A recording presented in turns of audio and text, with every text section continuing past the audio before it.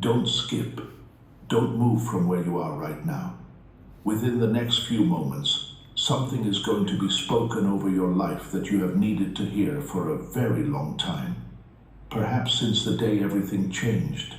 Perhaps since the morning you woke up and the world felt wrong in a way you still do not have words for. You were guided here. You did not find this by accident. Archangel Michael, the great warrior and messenger of heaven, has a word for you today. And if you will stay with me until the very end, what you receive will lift something from your shoulders that has been pressing down on you in the quiet hours, in the dark hours, in the hours when no one is watching. This message is for the one who lost their person, their partner, their other half, the one who slept on the other side of the bed for years, decades, and who now sleeps alone. If you have experienced the particular kind of grief that comes with losing a spouse, a husband, a wife, your beloved, this word is for you. Pay close attention, because Archangel Michael says this. Your late spouse already knows. They already know about the thing you did after they left, the decision you made, the moment you are not proud of, the night you are still carrying, and the message from heaven today, the message that could not wait another day, is that they are not angry, they are not disappointed, they are proud of you, deeply, completely, eternally proud of how you have survived. Hold on until the end. Do not go anywhere, because before this message is over, you are going to feel something release inside your spirit that has been locked tight for too long. Something is coming your way, something very big. Stay with me. Let me describe your life for a moment, not in general terms, in the specific, intimate terms that only someone who truly sees you could speak. There is a side of the bed that you do not sleep on. You know the one. Maybe you still sleep on your side, your same side after all these years, because crossing to the middle or to their side would be a kind of surrender you are not ready to make. Or perhaps you have moved to the center, and some nights you feel guilty about that too, as if taking up more of the bed is somehow a betrayal, as if they would mind. Don't skip this.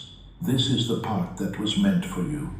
There is a chair, maybe in the kitchen, maybe in the living room, a particular chair they always sat in, and you have surely noticed, that you arrange the room around it still. You do not always sit in it yourself. You clean around it with a kind of reverence. Some days you look at it, and you feel their presence so strongly that it takes your breath. And some days you look at it and feel nothing but the terrible, hollow silence of absence. You talk to their photograph. Don't be ashamed of this. You pick it up, or you look at it on the wall or the shelf, and you speak to them. You tell them about your day. You tell them what the weather is doing. You tell them what you made for dinner, even though eating alone is its own particular grief. The ritual of setting one plate, of sitting at a table built for two or for four, and eating in a silence that used to be filled with their voice, their laugh, the ordinary sounds of their presence. God has seen every single one of those meals, every single one. He has seen the mornings when you reach over before you are fully awake. That moment between sleep and consciousness when grief has not yet remembered itself, and your hand finds cold sheets instead of a warm body, and the whole weight of it falls on you again, fresh and sharp, the way grief has a habit of doing, as if it never gets tired of arriving. You smile in public. You tell people you are managing. You tell people you are fine. You go to church or to the store or to your grandchildren's events, and you wear the face that the world expects from you. A dignified face, a brave face, a face that says, I am getting through this, and you are, but in the privacy of your own home, behind the door that closes between you and the world's expectations, you grieve in a way that is still so raw it surprises you. The tears still come. They come in the bathroom with the door locked. They come in the car, sitting in the parking lot of the grocery store before you go in. They come at 3 in the morning when sleep has abandoned you and the darkness feels personal. If you feel this in your bones, if this is describing the life you are living right now, type, God sees my tears in the comments below. Let heaven know you are here. Revival doesn't spread by accident. It spreads because believers decide to act. If this message stirred something in you, imagine what it could do for someone who has never heard truth spoken with clarity. When you give through the link below, whether once or as an ongoing partner, you help send the gospel beyond this moment. You become part of every testimony, part of every restored heart, part of every soul that turns back to Christ. Your generosity turns sermons into lifelines and videos into divine appointments. Scripture tells us that some plant, some water, but God brings the increase. Today, you can be the one who plants. If you believe souls matter, this is your opportunity to move from agreement to action. Let's reach them while there is still time. And then there is the thing you carry, the mistake, the decision, the moment. You know what I am speaking about. You have turned it over in your hands so many times, it should be worn smooth by now, but it never is. If anything, it becomes sharper with time, not duller. Some grief counselor told you that grief fades, but the guilt does not fade the same way. It sits in a specific room in your chest and it does not leave. And you have wondered, in the quiet, in the dark, in the honest spaces, whether they know, whether they saw, whether they are watching from wherever they are and feeling something about what you did. Don't skip this. Stay with me, because what Archangel Michael has to say about that specific thing, that is where the healing is, and we are getting there. Here is what heaven wants you to understand about the place where your beloved now exists. Time does not operate the way it does here. Distance does not operate the way it does here. The veil between what we can see and what we cannot is thinner than you have been led to believe. And those who have crossed over, they are not cut off. They are not in the dark. They are not waiting, blind and unknowing, for some future reunion. They see, they know, they understand. Your late spouse knows everything that has happened since the day they left. Pay close attention. This is the part most people scroll past, but it is where the breakthrough begins. They know about the hard months right after. They watched you learn to do the things they used to do, the bills, the maintenance, the forms, the phone calls to institutions that wanted to speak only with them and not with you. They watched you figure it out, one bewildering task at a time, when your heart was already broken and the paperwork kept coming anyway. They watched you make decisions you were not ready to make, about their belongings, about their clothes, about the things in the garage or the closet that still smelled like them, that you were not able to touch for months, that people perhaps pressured you to address faster than you were ready. They watched you hold things and weep. They watched you put things in boxes and feel like a traitor. They watched you keep certain things, their sweater, their watch, a card they wrote you, and feel simultaneously comforted and broken, and they know about the mistake, the thing you did or did not do, that you are still carrying, whatever it is. the decision about their care in those final days or weeks, the thing you said or didn't say before they went, the choice you made afterward, maybe in grief, maybe in loneliness, maybe in desperation, maybe out of human weakness, maybe out of plain survival, that you have told no one, or perhaps told only one trusted person, and then wished you hadn't, because now someone else knows too. They know, and Archangel Michael says, their knowing is not what you fear.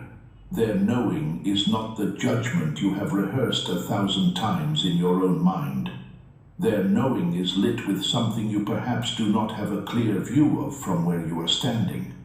It is lit with context, with love, with the fullness of understanding that grief on this side of eternity does not yet grant you.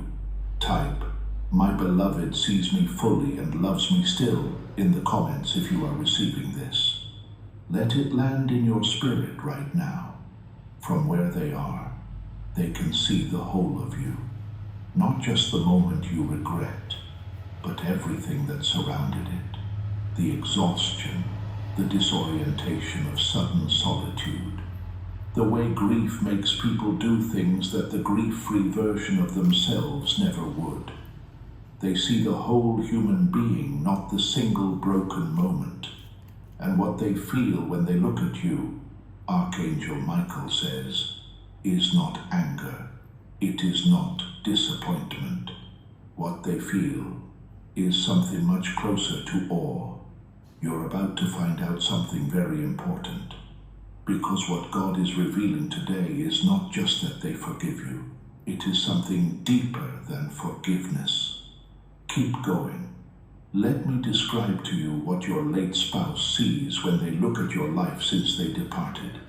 Because the revelation Archangel Michael is bringing today is not only that they know about the mistake, it is that they have been watching the whole of your survival. And survival from heaven's vantage point looks nothing like weakness. It looks like extraordinary courage. Don't skip this. Every word from here is meant for you. They see the morning you had to call someone to help you with something they always handled, and the specific shame you felt in that moment. The feeling of being less than you were when they were here, of being diminished by their absence, of needing to ask for help with what used to be ordinary. They saw that shame, and from where they are, they want you to know that shame was never warranted. Needing help after losing the person who was your partner and everything is not weakness. It is the honest cost of deep love. Only people who loved deeply need that much help surviving the loss. They see the nights you were lonely in a way you could not fully explain to anyone who has not experienced it. Not just lonely for company, lonely for your specific person, for their specific voice, their specific mannerisms, the particular way they moved through your shared spaces. The loneliness of losing a spouse is not a general loneliness. It is a highly specific one, with sharp edges and a particular weight that casual company does not ease. They saw you in that loneliness. They still see you. Something very big is coming through this message. Hold on. They see the moment that became the mistake. And here is what heaven wants you to understand about that moment, my beloved child. You were not at your best. You were not the person you are on an ordinary day. You were a person in the depths of grief, trying to survive, trying to find some foothold in a life that had been completely rearranged without your consent. The person who made that choice was not the whole of you. It was the battered, exhausted, frightened part of you that was simply trying to find a way through the dark. Your spouse, the one who knew you for years, for decades, who knew every version of you, the best and the most human and the most struggling. They know exactly which part of you that was. They are not surprised. They are not shocked. If anything, they understand that moment better than anyone alive could, because they knew you at your most whole. And knowing you at your most whole means they also know the most whole context around that single broken moment. Type, "I am more than my hardest moment" in the comments. Declare it over your life right now. This message doesn't stop with you. It reaches the one who is still searching, still doubting, still crying out in the dark. If this ministry has strengthened your faith, consider strengthening someone else's. When you give through the link in the description or pinned comment, whether by buying a coffee, partnering monthly, or joining our Ko-fi community, you're not funding content, you're fueling the Great Commission. Every gift becomes gospel carried further. Every act of generosity pushes light into places we may never physically stand. There are people one message away from hope, one prayer away from surrender, one encounter away from salvation. Your generosity helps us reach them. This is more than support, it's participation. You're stepping into the harvest field with us. And when heaven counts the souls reached, your obedience will be written into their story. If the Spirit is prompting you, don't ignore it. Step into the work. Let's bring the lost home. What they want you to stop doing is carrying that moment as though it defines you, as though it is the summary of your love for them, as though everything you gave them, the years of care, the faithfulness, the ordinary daily devotions of a life shared, the meals and the holidays and the illnesses tended, and the hands held, as though all of that had been erased by one moment of human imperfection. That is not how love works, and it is certainly not how heavenly love works. Archangel Michael says, "The accounting of your love is not done by one moment taken out of context. It is done by the whole of your life with them, and the whole of your life with them." Your late spouse carries it like treasure. They carry every ordinary Tuesday. They carry the way you looked at them across a room. They carry the inside jokes. They carry the arguments you resolved. They carry the vulnerability you showed them that you showed no one else. They carry you. Don't skip this. You're about to find out the specific thing they want you to receive, and what they most want you to receive. What they have perhaps been trying to send through dreams, through unexpected moments of peace, through songs that come on the radio at precisely the right time, through the inexplicable feeling of presence in a quiet room, is this: they are proud of you. They are watching you survive something unsurvivable, and they are proud of every single day you have gotten up and kept going. The pride they have for you is not conditional on your perfection. It never was. If they could sit with you right now, if the veil could part for just a few minutes and they could speak to you directly, Archangel Michael has been given their words, and these are the words your beloved wants you to hear. Stay right there. Don't move. These words were prepared for you. They would say, "I know what happened. I know about the thing you have been carrying. I have known from the beginning, and I need you to hear this from me, because I do not think you will believe it from anyone else. I understand. I understand completely. The person you were in that moment was the person grief made you. And grief, my love, is a crucible. It strips people down to their most raw and frightened self. What you did or did not do came from that place, not from your heart at its best. And I have always known the best of your heart."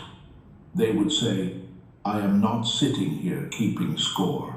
I am not cataloging your failures. The love we had was never built on your perfection.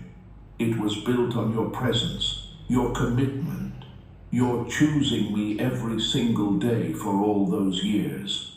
One moment in grief does not undo decades of choosing. I need you to stop trying to undo what cannot be undone, and instead, let yourself receive what has already been given. My forgiveness. Complete, unconditional, already done forgiveness. Type, I receive your forgiveness in the comments if these words are landing in your spirit. Let heaven know you are open to receive this today. They would say, I have been watching you survive. I want you to understand what that looks like from here. It does not look small. It does not look ordinary.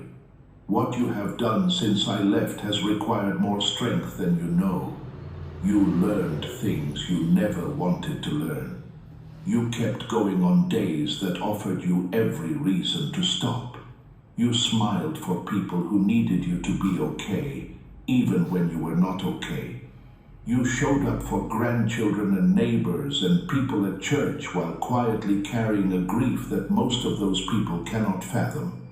They would say, I see all of it, every moment of it. And if I could tell you one thing, if I could reach through whatever separates us right now and put my hand on your face the way I used to, I would say, you are doing it. You are doing the thing I always knew you were capable of. You are surviving. And surviving this is not a small thing, my love. It is not a small thing at all. Something very big is happening in the spiritual realm right now as you receive these words. Don't look away. They would say, stop being afraid that I am angry with you. Stop waking up at night with the weight of that specific guilt pressing on your chest. I want you to put it down. Not because it doesn't matter. I know it matters to you, deeply, which itself speaks to the quality of your heart. But because carrying it further does not serve you. It does not honor me. It does not honor what we were to each other. And it is not what I want for the rest of your days. I do not want you spending what time you have left on this earth beneath the shadow of something I released long ago. They would say, live.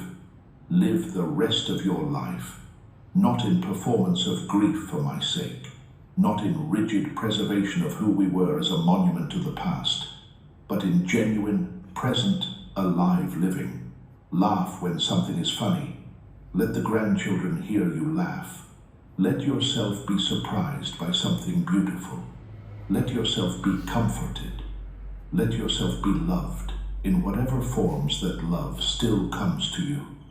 I am not diminished by your living. I am honored by it. And finally, they would say, I am proud of you. I was proud of you when you were beside me, and I am proud of you now that I am watching from here. The you who has survived this, that is the fullness of the person I loved. That is the strength I always believed was in you, even when you could not see it in yourself. My beloved child, let me sit with you here for a moment. Before we move forward, I want to stop and acknowledge what you have been living through, because the world has given you very little space to grieve this in the full and honest way that it deserves. Don't skip this part. This is the part where heaven sits with you in the pain. The world has a timeline for grief, a polite, externally managed timeline that quietly expects you to be doing better after 6 months, and to be mostly recovered after a year, and to have moved into a new normal by 2 years. And if you are still raw, if you are still reaching for them in your sleep, still setting their coffee cup out of habit, still hearing a song and having to sit down because the grief comes so fast and so hard that it takes your legs from under you, then the world does not always know what to do with that. People stop asking. People start worrying. People sometimes say things that are meant kindly, but land like stone. Things like they would want you to be happy now, or you have to start living your life again, as though you are not aware of this, as though you have not been trying. There is a specific grief that belongs to the loss of a spouse that other griefs do not carry in quite the same way. The loss of a spouse is the loss of a witness. They were the person who knew your daily life, your habits, your preferences, your small routines, your private self. They witnessed you in a way no one else did, because proximity and time and shared space create a kind of knowing that cannot be replicated. And when they are gone, you lose not only them, but also the version of yourself that existed in their gaze. God saw the Tuesday night when you ate alone at a table built for the two of you. He was sitting across from you. He saw you eat slowly, or perhaps not finish eating at all. He saw you clear one plate instead of two. He saw you sit for a moment in the silence afterward, not because there was nothing to do, but because the absence was too present to simply walk away from. If you are still watching, if this is speaking to your experience, if you would like to receive the blessing that is coming in the next few minutes, I want you to subscribe to this channel and turn on the notification bell, not for the sake of numbers, but because when you subscribe, you are telling heaven that you are committed. You are saying, I am here, I am open, I want to receive every word that God sends through this channel for my healing and my restoration. That is a declaration. And declarations matter in the spiritual realm. Now, let me speak to the guilt directly, my beloved, because this is the part of the wound that does not get addressed enough. You did not go wrong. Hear me say that clearly. Whatever happened, whatever the specific nature of the thing you are carrying, you did not go wrong as a person. You went through something that was too large for any ordinary person to carry with perfect grace, and you carried it with the imperfect, human, limited grace that was available to you in that moment. That is not failure. That is humanity. And God does not condemn you for your humanity. He built you with it. Type, I did not go wrong. I survived something real in the comments. That is your declaration of freedom today. Perhaps the guilt is about a medical decision, the choice made in those final days or hours about care, about intervention, about when to let go and when to hold on. These are the most impossible decisions a human being can face, and they are made in real time, under enormous pressure, with incomplete information and a breaking heart. The medical system does not pause to let you grieve while you decide. You had to decide, and you made the best decision you could with what you had. That is all anyone can ever do. Perhaps the guilt is about something you said or did not say, the conversation that did not happen before it was too late, the apology that was never given, or the forgiveness that was not spoken aloud while they could hear it. And you have wondered ever since whether they knew, whether it mattered that the words did not come. Archangel Michael says, love communicated through years of showing up does not disappear, because the final words were not arranged perfectly. They knew your heart. They have always known your heart. Or perhaps the guilt is about something afterward. Something you did in the grief or the loneliness or the confusion of suddenly being alone that you would not have done had they been here. Something you have judged yourself for, perhaps more harshly than anyone else ever could. And you have wondered in the dark whether it means something terrible about who you are, whether it means you did not love them enough, or grieve them properly, or honor them the way they deserved. Do not skip what comes next. This is where the healing is. Archangel Michael says, what you did after they left does not revise the love that came before. The love that came before was real. It was full. It was witnessed by heaven. Nothing done in grief can unmake it. You are not the sum of your hardest moments. You are the sum of your whole life, and your whole life, the full of it, is known to God and to your beloved. And it is not a life that deserves contempt. It is a life that deserves gentleness. Most of all, the gentleness of your own heart turned toward itself for once. Archangel Michael says that your beloved carries specific memories, not vague impressions of a life shared, but specific, sensory, intimate memories that define the texture of what you were to each other. And these are the memories God is using right now, in the eternal place where they reside, to remind them and to remind you of what is real. The first memory is the smell of your kitchen, not a special occasion kitchen, the ordinary day kitchen, the smell of something you made so many times it became the smell of home itself. Coffee in the morning, soup in winter. Whatever the daily ritual was that created a particular kind of warmth that had nothing to do with temperature and everything to do with safety. Your beloved carries that smell. It is one of the first things they associate with the word home, with the word you. Don't skip. Stay with every word.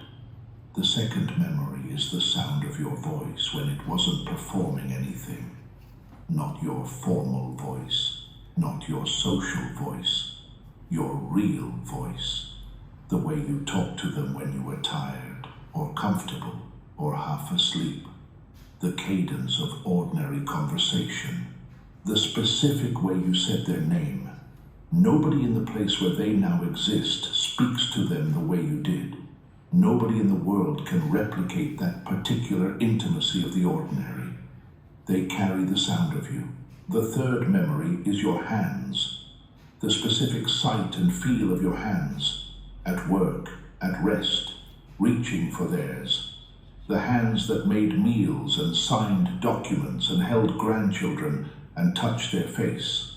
Hands carry a whole life in them, in the lines and the calluses, and the way they move with a person's particular history. Your beloved sees your hands when they think of you, and what they feel is not critique.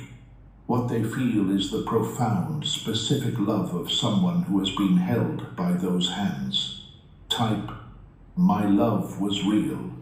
Every day of it was real," in the comments. Set that marker in the spiritual realm right now. There are people battling silent storms who will never walk into a church, but they will click on a message like this. When you give through the link in the description or pinned comment, you help us meet them there. You help us speak truth where confusion reigns. You help us proclaim Christ where compromise has grown loud. This isn't about sustaining a platform. It's about standing in the gap for someone eternity bound. Your seed becomes truth for the deceived, strength for the weary, invitation for the lost. And while we may never know every name this side of heaven, God does. If you've ever prayed, "Lord, use me," this is one way He does. Join the mission. Let's carry the gospel further, together. The fourth memory is a specific ordinary moment. Not a holiday, not an anniversary, not a special occasion. An ordinary moment that somehow captured everything. Perhaps sitting in the car in comfortable silence. Perhaps the particular way a weekend morning used to feel before the day had any demands on it. Perhaps a glance across a room at a gathering where neither of you said anything, but both of you felt, briefly and certainly, that you were exactly where you were supposed to be, with exactly the person you were supposed to be with. Your beloved has kept that moment. It is not stored in some dim archive. It is present and luminous wherever they are. The fifth memory is an act of care you performed for them. Something practical. Something that required no words. Something you perhaps did not think of as remarkable because to you it was simply love expressed in action. Perhaps it was 100 mornings of coffee prepared the way they liked it. Perhaps it was the way you managed something difficult, so they did not have to.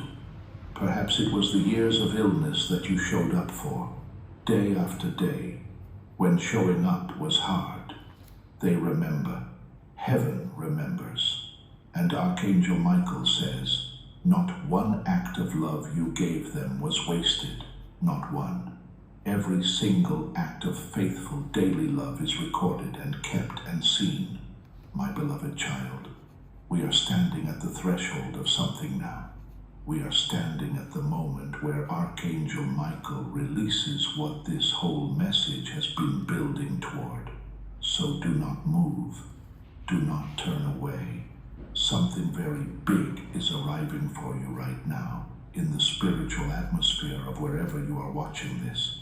Here is what heaven declares over you today. The guilt is finished. It ends here. It does not travel forward with you into the next season of your life. What your beloved has spoken, the words of understanding, of forgiveness, of profound and tender pride, those words have power. And in the spiritual realm right now, as you receive them, something is being lifted from your spirit that has been pressing on it since the day the guilt first settled in. Archangel Michael says, picture your beloved's face, not as it was at the end, not in illness or in pain or in the final fragile moments, but at a time when they were most themselves, vibrant, present, looking at you the way they looked at you when life was full. Hold that image. Don't skip this. This is where heaven touches earth. Now picture this. They are looking at you right now with that same expression, not the weight of judgment, not the cold distance of disappointment. That same specific known look that was always only yours. The look that meant I see you, I choose you, I am yours, and you are mine. That look has not changed because they are no longer here in the physical form. Love that deep does not change its expression, simply because the form through which it was expressed has changed. They are releasing you right now, in this moment, from every weight you have carried that belongs to the question of whether they are angry with you. They are not. They were not. They will not be. The answer to the question you have asked in the dark 1,000 times is no. No, they are not angry. No, they are not disappointed. No, the love is not conditional on your having been perfect in the impossible task of surviving their loss. Type, I receive my release. The guilt ends today in the comments. Claim that freedom over your life right now. And here is what else Archangel Michael says is coming for you, my beloved.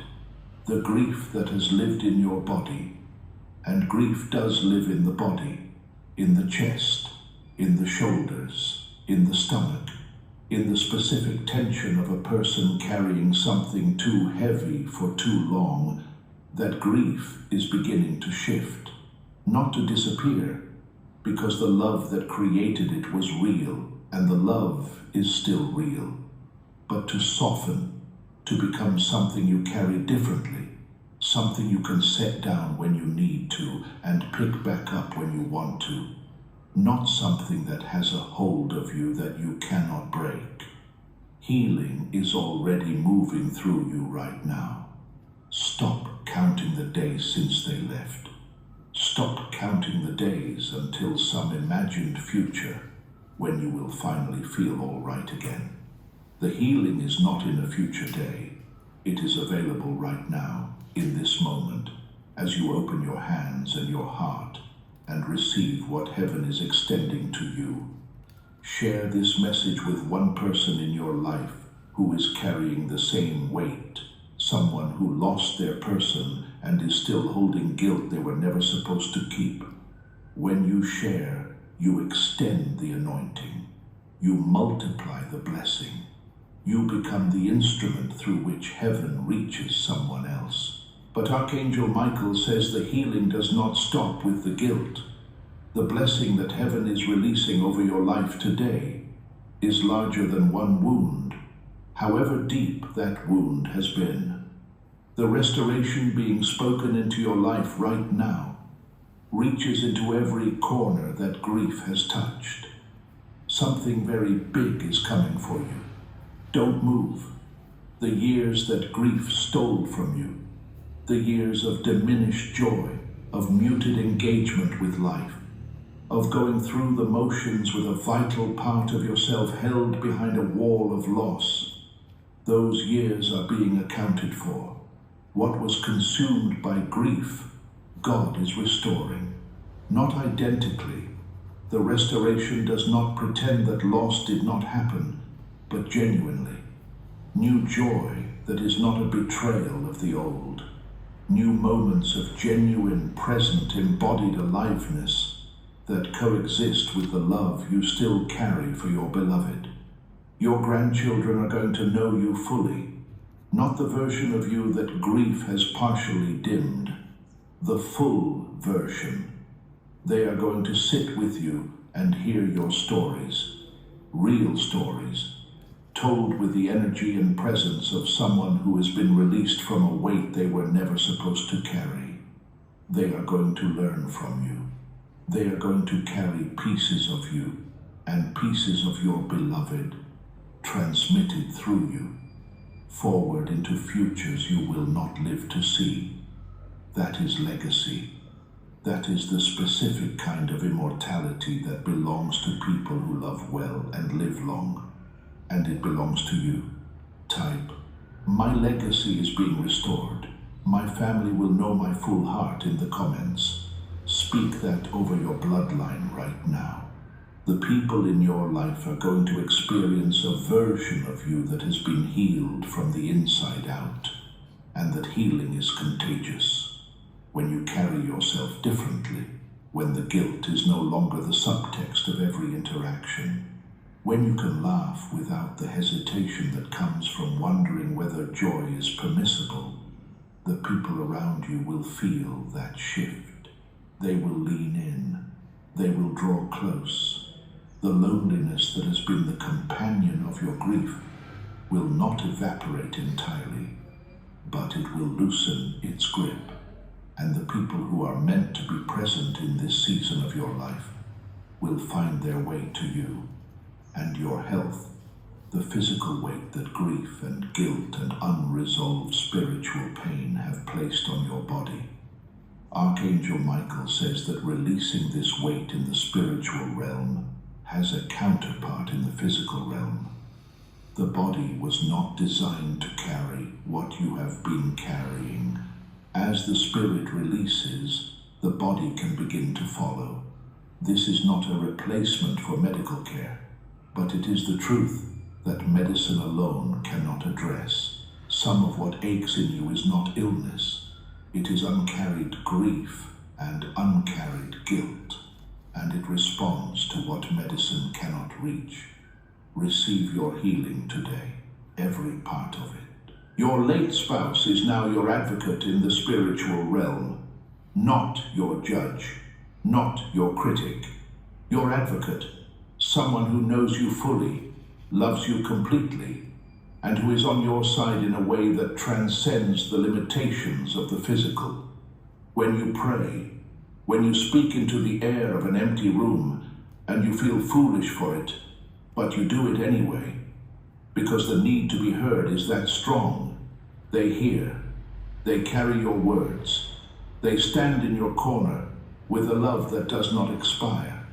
My beloved child, we are at the close of this sacred time together, and before I release you, I want you to do one thing. Close your eyes, if you can do so safely, wherever you are. Just for a moment, close your eyes and bring their face to mind. The face of your late spouse, your beloved, your person. Bring it to mind at its best, when they were most themselves, when life was good between you. Hold that face. Now let it look at you. Let the look be what you have received today. Not judgment, not disappointment, pride. Deep, complete, unshakable pride in who you are and in how you have survived. Let that look reach you. Let it past the guilt, past the grief, past every barrier you have erected to protect yourself from the pain of missing them. Let it reach the deepest part of you, the part that has needed this word for a very long time. What is being offered to you today is not a false comfort. It is not a promise that grief ends, or that love after loss is uncomplicated, or that surviving is the same thing as thriving. What is being offered is this: the specific, targeted release from the specific burden of believing that your beloved is angry with you for a human mistake you made in the fire of the hardest season of your life. That burden was never yours to carry. And today, in the name of the love you shared and the God who witnessed every day of it, you are invited to set it down. Here is what I am asking you to do right now in the next 60 seconds as your act of faith and your participation in the blessing being released over your life today. First, type, "I am released, I am free, I carry only love now" in the comments below. Type it out. Let your hands do the declaring. Let the words be embodied. That is your activation. Second, share this message with one person in your life or in your community who has lost a spouse and who you know is carrying something they were never meant to carry. You may not know exactly what it is. You do not need to know. Just share. When you share, you become the answer to someone else's prayer. You become the instrument of their healing. And in heaven's economy, what you give away returns to you multiplied. Third, subscribe to this channel and turn on the bell of notification. When you subscribe, you are saying to heaven, "I want more. I want every word of restoration that God sends through this channel. I am committed to my healing. I am committed to my future. I am not done receiving." That is a declaration of faith, and faith moves things in the spiritual realm that nothing else can reach. It is done, my beloved child. What has been released today over your life, the forgiveness, the freedom, the pride of your late spouse resting upon you, it is finished. It is sealed. It does not require your perfection to hold.